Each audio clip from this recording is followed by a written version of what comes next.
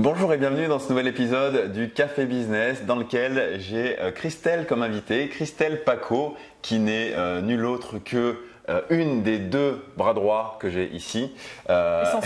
Essentiel. Et avec qui on va parler aujourd'hui de formation dans tous les sens du terme. On va voir tout ça. Christelle, est-ce que tu veux bien me présenter un petit peu, nous parler de qui tu es, ton parcours et pourquoi on est là aujourd'hui? Ouais, donc nom, prénom, normalement ça va. Christelle Paco. J'ai suivi un parcours scolaire hyper classique. Collège, lycée, fac, licence, master, enseignement, histoire géo.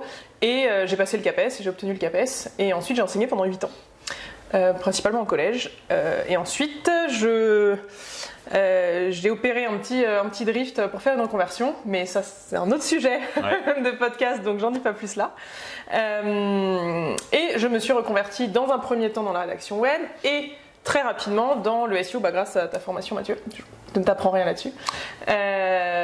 Et suite à cette reconversion, je me suis rendu compte qu'il y avait aussi beaucoup de compétences de mon ancienne vie de prof qui n'étaient pas achetées et que je pouvais utiliser, justement mettre au service à la fois de mes clients infopreneurs, à la fois des élèves, de leurs élèves qui étaient en formation. Et du coup, c'est vraiment ce double regard que je vais pouvoir apporter à mes clients, justement, dans le côté mise en place, amélioration des formations, du suivi élève, etc. Donc voilà, c'est vraiment comment la passerelle entre mon ancienne vie et ma nouvelle. À un moment donné, je me suis dit, en fait, il y a quelque chose à faire, c'est pas si séparé que ça. Donc, oui, c'est l'élément commun entre les deux. Ouais. Et justement, si tu es là aujourd'hui, c'est pas par hasard, c'est que tu as été une des premières dans ma formation Rédacteur Plus et notamment, je pense la première ou une des premières à me faire des retours, des critiques constructives, comme on dit. Qui ont fait un petit peu mal quand même auprès de Mathieu. Et c'est bien, ça montrait qu'il y avait des choses qui étaient améliorables, mais c'est jamais agréable de s'entendre dire des choses qui sont pas encore bien. Mais c'est totalement normal quand on commence quelque chose, donc il ne faut pas avoir de souci avec ça. Et justement, il faut aller chercher les critiques constructives et c'est ce qui m'a amené après à vouloir travailler avec toi. Surtout que la première prestation, c'était vraiment la première collaboration en tant que du coup, prestataire client, si on parle de façon schématique comme ça, c'était vraiment sur le côté amélioration de la formation, des documents de formation qui peuvent être, et notamment dedans, par la progression, des objectifs, des évaluations. On avait pas mal parlé aussi à l'époque, au niveau des exercices, des évaluations, de validation, etc. Voilà, avec la question en fait, c'était comment faire pour améliorer l'expérience client de quelqu'un qui rentre dans une formation, qui suit la formation, qui l'applique, qui a des résultats. Comment on peut l'aider, parce qu'on sait que dans les formations en ligne notamment, il y a plein de gens qui achètent des formations et qui les suivent pas. C'est pas trop l'objectif. Ou qui se retrouvent bloqués à un moment donné et même s'ils ont envie de le suivre, il y a le découragement. Ça c'est effectivement un des éléments qu'on aborde pas mal avec les élèves dans le suivi. Le fait d'être découragé à un moment donné et d'être bloqué parce que ce découragement Et c'est normal. Oui, et c'est complètement normal. Tout le monde passe plus ou moins par une. Non, mais tout le monde passe par là. C'est complètement naturel. Ouais. Et donc, tu travailles à la fois sur l'amélioration de la formation d'un point de vue pédagogique avec moi et en même temps, tu en suis des formations. Donc, tu as aussi la double casquette à ce niveau-là. Donc, c'est super intéressant de t'avoir à ce sujet. Donc, justement, tu parlais de découragement. C'est quoi pour toi les 2-3 éléments qui font qu'on peut rater sa formation quand on suit une formation? Quels sont les éléments qui font qu'on abandonne ou on est découragé et on ne reprend pas et qu'on n'arrive pas au bout et qu'on n'a pas du coup les bénéfices qui étaient recherchés au suivi d'une formation? Il y a déjà la préparation. C'est-à-dire que si on prend une formation parce que dès qu'on voit une formation, c'est le syndrome de l'objet brillant, on clique, on achète, mais qu'en fait matériellement on n'a pas le temps, on n'a pas l'énergie, ça ne correspond pas à un moment de ta vie, etc. En général, ce qui va se passer, c'est qu'on va cliquer, on va acheter, on va la prendre, on dit je la ferai plus tard. Et si on la met jamais à l'ordre du jour, elle n'est jamais à l'ordre du jour. Enfin, elle ne va pas revenir toute seule au milieu du quotidien, dire non, mais là, t'es en speed sur telle et telle chose, viens, tu tapes quelques heures de formation tous les jours pendant X semaines. Si on la met pas à l'ordre du jour, elle ne viendra pas toute seule. Donc ça demande quand même un minimum de préparation, d'anticipation, de dire ok, si je prends une formation, je l'inclus dans mon temps de travail, parce qu'en fait quand on est entrepreneur, c'est du temps de travail les formations, c'est pas du temps facturé, mais c'est du temps de travail. Et du coup, ça veut dire qu'on peut pas non plus suivre 10 formations en même temps, et on peut pas non plus tout le temps être en formation, mais voilà, faut vraiment bloquer des temps des moments, des créneaux, des périodes pour dire là ok, je prends une formation, je prends pas une formation, je fais une formation. Ouais. Là, je me contente pas de cliquer, de l'acheter, mais vraiment il y a ça. Donc pour moi il y a déjà cette première partie là où on peut vite tomber dans le piège de moi la première aussi. Bah, évidemment moi j'ai acheté formation et je me dis là, je n'ai fait que le module 1 et ça fait 2 ans et demi. Enfin voilà, donc c'est normal. Mais on peut l'éviter du coup mais en se préparant, en se disant ça. comment on va l'inclure dans son quotidien, est-ce qu'on peut le faire, est-ce que ça a vraiment un intérêt, est-ce que et c'est puis une le priorité faire en fait. Et si, une fois qu'on dit, c'est dire ok, c'est tel et tel prendre créneau. la décision. Voilà, moi je suis une formation actuellement, je ne t'apprends rien là-dessus, qui est très prenante, qui est très intense. Pour le coup, il y a 2 gros créneaux début, fin de semaine, plus 2 petits créneaux à l'intérieur de la semaine qui sont bloqués dans mon agenda pour ça. Dans lequel je ne prends pas de code client à ce moment-là, je ne prévois pas de travail facturé à ce moment-là. Pour moi, c'est la première condition déjà. Parce que voilà, c'est pour essayer d'éviter que le quotidien ne prenne le pas sur ces temps de formation. Parce qu'en fait, sinon, naturellement, ça le fait. Tout seul, voilà. Donc ça, c'est au niveau du cadre déjà. Tu sais que je suis bien sur le cadre, je suis un peu psychorigide là-dessus. Le cadre, c'est hyper important. Les avantages d'avoir un cadre. C'est clair. Donc voilà, ça, c'est déjà s'accorder le cadre. Après, il ne faut pas être en mode psychorigide non plus, il faut avoir cette souplesse-là, et je pense que c'est le deuxième élément, c'est le cadre, ok, mais ça ne sert à rien de s'épuiser. Si à un moment donné, on a besoin de lever le pied, il faut lever le pied. Ça ne veut pas dire faire péter tous les créneaux qu'on avait prévus pour la formation, ça veut dire cette semaine, je n'avancerai pas autant parce que tel imprévu, parce que finalement, tel gros client, une opportunité que je ne veux pas laisser passer. Donc voilà, donc c'est aussi quand même avoir cette souplesse-là. Savoir s'adapter finalement à ce qui va se passer autour. Ouais, et puis s'écouter en fait. Le cadre, c'est bien, on est d'accord, il faut que le cadre il soit là pour vraiment au moins rebondir pour les limites quand on les attend, au moins les sentir. Et ok, là je suis en train de m'échapper de la formation, je sens que je suis plus dedans, etc. Et à ce moment-là, se poser la question, ok, pourquoi je m'en échappe. Est-ce que c'est parce que vraiment là j'ai besoin de faire un pas de recul qui est nécessaire pour moi, pour mon bien-être, pour être plus productive après, ou est-ce que c'est juste que là c'est ma petite tendance à la procrastination, ma petite tendance à ah tiens mais j'ai vu un autre truc, etc. Et dans ce cas-là recadrer. Donc c'est voilà, ça permet je trouve d'avoir et l'indicateur, le cadre ça me donne vraiment un indicateur, une petite alarme, et prendre le temps. Enfin c'est bien une alarme mais si on n'en tient pas compte, c'est juste un bruit de fond et ça pousse pas à changer. Et du coup, ensuite, la deuxième chose, c'est vraiment quand même d'écouter cette alarme-là et de s'écouter soi pour prendre les bonnes décisions à une échelle plus quotidienne ou hebdomadaire. Et ensuite, le dernier truc, c'est vraiment autour du groupe. Tout dès l'instant où il y a une communauté dans une formation, il y a un engagement collectif. Et rien n'est plus fort que la pression sociale. Donc en fait, autant l'utiliser, parce que c'est pas forcément négatif, là pour le coup, la pression sociale, elle peut être stimulante à un certain palier et elle peut être douloureuse à un autre. Donc l'idée, c'est de trouver justement à quel moment on s'engage dans et auprès de cette communauté pour recevoir des choses, mais aussi en apporter. Du coup, c'est ce qu'on fait. Je vais pas spoiler l'intérieur de rédacteur plus, mais c'est vraiment ce qu'on essaie de faire. Que chacun puisse se positionner en je m'engage auprès des autres, donc ça va me motiver à avancer, et en même temps je m'engage aussi à apporter aux autres quand moi j'ai la réponse, et voilà, ça participe aussi de la mise en jeu, c'est de constater ses propres résultats, de dire ah ouais mais en fait là cette question là j'aurais pu la poser il y a un mois, mais à l'avancée à laquelle j'en suis aujourd'hui, en fait je me rends compte que moi je peux répondre à cette personne qui vient de commencer la formation, et go quoi. Si on peut commencer à répondre à d'autres élèves qui sont un petit peu moins avancés, ça veut dire qu'on pourra répondre à des besoins clients, expliquer à des clients certains points, et du coup les convaincre aussi de travailler avec nous, quoi. Oui, et puis il y a ce côté-là qui n'était pas en place d'ailleurs dans la formation au début et qui a été mis après en mode toujours amélioration continue, de justement une fois que j'ai appris quelque chose, je suis capable, et il faut en prendre conscience que je peux répondre à un élève qui était dans la même situation un mois avant, comme tu le dis. Et donc, d'une part, ça montre qu'on a appris, qu'on a acquis une compétence, mais en plus, en l'expliquant à quelqu'un d'autre, on l'acquiert davantage. Parce qu'il y a une formulation, c'est quoi? C'est lire, je ne sais pas si tu l'as, lire c'est… Je vais te laisser galérer parce que je vois de quoi tu parles, mais je ne l'ai pas exactement. Donc je préfère autant que tu galères plutôt que moi. En mode, quand on te dit quelque chose, tu le comprends. Quand tu le fais, tu l'intègres vraiment plus. Et quand tu l'expliques à quelqu'un d'autre, là c'est en mode l'apprentissage extrême, c'est bon, c'est acquis, voilà, réellement. Et donc on essaye, nous, dans la formation, de rajouter à chaque fois des choses comme ça pour améliorer, au-delà des compétences acquises parce que tu as suivi une formation et c'est bon, je sais qu'une balise title, ça se fait comme ça. Ok, mais tu le mets en action pour des clients, tu le mets en action dans le groupe. Tu as l'effet de la communauté, tu as plein de choses bénéfiques comme ça qui viennent ancrer cet apprentissage. Et ok, c'est super intéressant.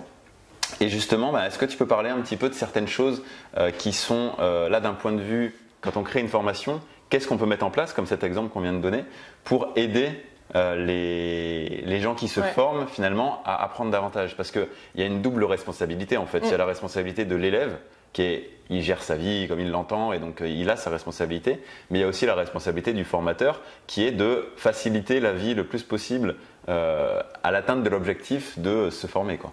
Ouais, alors du coup je pense qu'on va rebondir quasi exactement sur les mêmes points, c'est-à-dire le cadre, il est en partie de la responsabilité du formateur. Ouais. Pas du coup de bloquer des créneaux dans le quotidien, mais déjà d'expliciter au maximum le cadre de la formation. Il y en a, j'allais dire des centaines, mais en fait il y en a des milliers de formations sur internet, tous sujets confondus. Et je suis persuadée qu'il y a des milliers d'approches. Et ce qui semble évident au formateur quand il le met en place, parce qu'il a pensé sa formation comme ça, que lui il a l'habitude de travailler comme ça, s'il ne l'explicite pas, en fait tout ce qui n'est pas explicité, c'est potentiellement source d'incompréhension et donc de tension. Ouais. Qui sont du coup parfois évitables, mais juste en explicitant le cadre. Donc pour que l'élève puisse s'inscrire et se saisir d'un cadre et l'adapter à sa propre situation, la responsabilité première du formateur, c'est d'être lui très au clair sur le cadre, ce qui n'est pas si évident à faire que ça, ce qui n'est même pas évident du tout, et c'est justement en général, on lance une formation, on se casse les dents sur certains points, et on se dit, ah ok, du coup là, moi ça me semblait évident. Il y a deux façons de réagir, soit ah moi ça me semblait évident mais finalement ça l'est pas, soit mais quel gros con pardon pour la grossièreté mais quel gros con cet élève, il pige vraiment rien, voilà. Ouais. Non en fait il peut pas comprendre ce que tu lui expliques pas, ça c'est juste communication de base, donc voilà, expliciter au maximum le cadre. À l'écrit, à l'oral, rappeler et être cohérent, parce que si on dit par exemple voilà, pour te permettre ton apprentissage, il y aura un quiz à chaque fin de module. S'il n'y a pas de quiz à la fin de chaque module, c'est perturbant et du coup c'est dit en fait il tient pas, son engagement aussi minime soit-il, il le tient pas. Donc du coup c'est être cohérent dans l'explicitation du cadre et dans sa mise en œuvre, et ça n'a pas besoin d'être compliqué. Et on revient du coup effectivement au deuxième point qui est en parallèle des trois points que j'ai expliqués du côté de l'apprenant, c'est la souplesse et l'écoute. C'est bien d'avoir un cadre, mais si c'est un cadre qui va être trop enfermant, lourd, c'est pas possible. Faut que l'élève puisse circuler dans ce cadre-là et justement avoir un minimum de souplesse pour prendre ses décisions. Si tu dis que ta formation, il y a un module qui se débloque toutes les semaines, qu'elle peut être suivie en X semaines, c'est ton cadre, tu l'as posé, tu sais que c'est possible. C'est comme ça que techniquement un module se libère effectivement toutes les semaines, que la progression, chaque module est faisable en une semaine, etc. Voilà, toi tu as fait ton boulot au niveau du cadre. Après, tu vas pas non plus aller envoyer un mail d'insulte à des élèves qui mettent une semaine et un jour pour faire le module 1. Tout à fait. Tu vas même pas leur envoyer, tu vas même pas, entre guillemets, forcément suivre ça, surtout pas au jour le jour, parce que c'est pas ton rôle, ta responsabilité, et ça serait même trop pour le coup. Donc c'est le cadre clair, mais en même temps laisser à l'élève la place de prendre sa responsabilité une fois que toi, tu as accompli la tienne. Et après, la dernière chose, et on va retomber, on va retomber aussi dans tout ce qui est mise en confiance, communauté, c'est être un minimum à l'écoute des retours, mais vraiment en disant, alors comme c'est plutôt moi qui m'occupe de ça au sein de ta formation, j'ai des exemples qui me viennent en tête aussi de mails. Là par contre, il se passe ça dans ma vie, je suis complètement sous l'eau. Voilà. Ok en fait. C'est-à-dire que de toute façon, c'est rappeler de toute façon, ce qui est important, c'est que ça s'intègre dans ton quotidien, à ton rythme. Il n'y a pas de notion de réussite ou d'échec si tu mets 2 semaines de plus à finir la formation, même si tu mets 1 mois. En fait. L'important, c'est que tu puisses te saisir des choses qui vont être pertinentes, utiles et implémentables pour toi et qui vont te permettre d'avancer le petit palier de plus. Et si ça te prend 1 an pour atteindre le palier complet que permet la formation, c'est ok en fait. Oui, parce que chaque personne est différente, finalement ça reste des humains derrière, il se passe des choses dans leur vie. Il y a la vie quoi.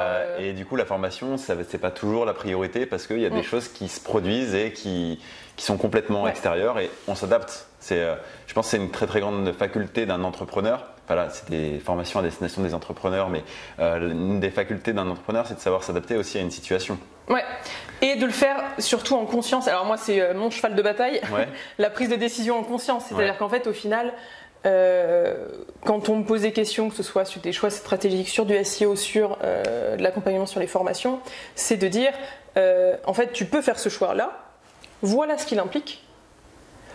T'as pas pensé, mais il y a aussi ce choix-là, voilà ce qu'il implique. Il y a peut-être une voie médiane qui est, voilà, avec ses avantages, ses inconvénients, et après, en fait, peu importe le choix. Dès l'instant où le choix il est fait en conscience, et donc, donc je sais que j'aurai à gérer cet inconvénient-là, je sais que du coup je vais en tirer cette plus-value-là, je sais que je prends ce niveau de risque, je sais que du coup je laisse de côté ça parce que techniquement c'est pas possible de tout faire. Et alors là c'est à l'échelle d'un formateur, mais à l'échelle d'un entrepreneur c'est exactement la même chose. Et on en revient au choix de est-ce que là je peux suivre 3 formations en même temps, est-ce que là je peux prendre ce projet client et suivre une formation en même temps. En fait la réponse il n'y a pas de oui ou non. Pour certains, ça sera oui, pour certains, ça sera non, pour certains, ça sera oui à ce moment donné de leur vie, mais 2 semaines plus tard, ça ne sera plus possible. Enfin voilà, c'est vraiment un équilibre justement là-dessus à trouver et à toujours se poser des questions. Alors, se poser des questions, c'est pas dire tout remettre en question du jour au lendemain, mais voilà, au moins faire les choix en conscience. On sait pourquoi on les fait, on sait ce qu'on risque de gagner aussi. Ok, super, merci. Et du coup, est-ce que tu aurais peut-être un conseil à donner si on prend un public d'entrepreneurs qui a envie de se former, d'acquérir de nouvelles compétences et donc de suivre une formation, quel serait le conseil que tu pourrais leur donner? Particulièrement aux entrepreneurs français, parce que c'est quand même un problème bien français, c'est de s'accorder le droit à l'erreur, voire même le devoir de faire des erreurs. Du coup, moi, comme je viens de l'enseignement, j'ai vécu l'enseignement en tant qu'élève, en tant que prof, je sais à quel point c'est compliqué de s'accorder ce droit à l'erreur. En fait, on compte les erreurs, les points sont enlevés, plus qu'ajoutés à l'école. On peut faire une dictée avec 99% des mots justes et avoir 0 en fait, parce que le 1% restant, on enlèvera 3 points par-ci, 4 points par-là, 1,5 point, machin, etc. Et du coup, on compte tout. On compte la réussite par, l'échec par le nombre d'erreurs et la réussite par le moins d'erreurs possible. Et c'est pile ce qu'il ne faut pas faire. En fait, c'est pile contraire au fonctionnement du cerveau. Du coup, quand j'étais prof, j'avais suivi des formations en l'apprentissage, pour comprendre l'apprentissage via les neurosciences. Et il y a vraiment un truc qui est essentiel, c'est qu'en fait le cerveau, pour apprendre quelque chose, il faut qu'il soit confronté à une difficulté auquel il teste des solutions, face à laquelle il teste des solutions, il s'adapte, il propose d'autres solutions jusqu'à trouver la bonne. Donc si on rencontre aucune difficulté, en fait on n'apprend pas, on stagne. Même si on a l'impression du coup qu'on est bon, en fait on stagne. Sauf que le reste de la vie continue de varier, donc en stagnant, à un moment donné, face à des variations, on se retrouve en dessous. Et du coup, c'est vraiment cette logique-là non, mais c'est même pas le droit à l'erreur, c'est à côté le devoir. C'est la culture de l'échec. C'est ça, voilà, je prône la culture de l'échec. Échouer. Non, mais c'est vraiment ça en fait. Si le cerveau, on va prendre un calcul, il est face à un calcul, il essaye, il n'y arrive pas. D'accord, mais du coup il va chercher, il va cogiter pour trouver des solutions, pour essayer de comprendre, est-ce que du coup il manque pas une formule mathématique, ah là il y a une espèce de récurrence qui vient, est-ce que je vais tester ça, etc. C'est ce qu'on fait quand on fait des énigmes en fait. Une énigme, on n'a pas la solution du premier coup, on essaye plusieurs choses, un message codé c'est pareil, on essaie de voir, piocher dans notre bagage déjà si on n'a pas des choses qui nous viennent de tel code crypté que je peux utiliser, j'essaye, non ça marche pas, c'est pas un échec, on a éliminé une possibilité. Et du coup on se rapproche de la réussite parce que statistiquement un échec c'est un apprentissage quoi. Ouais, c'est exactement ça. C'est à chaque je n'échoue jamais, soit je gagne soit j'apprends. C'est ça. Nelson Mandela, quelque chose comme ça. Je ne perds jamais. Enfin bon, les citations, on voit bien que dans ce podcast, c'est approximatif. Et encore, Nelson Mandela, c'est ton top citation, donc j'imagine même pas sur les autres. Vous irez chercher la vraie, puis vous me la mettrez en commentaire. Mais voilà, l'idée, c'est vraiment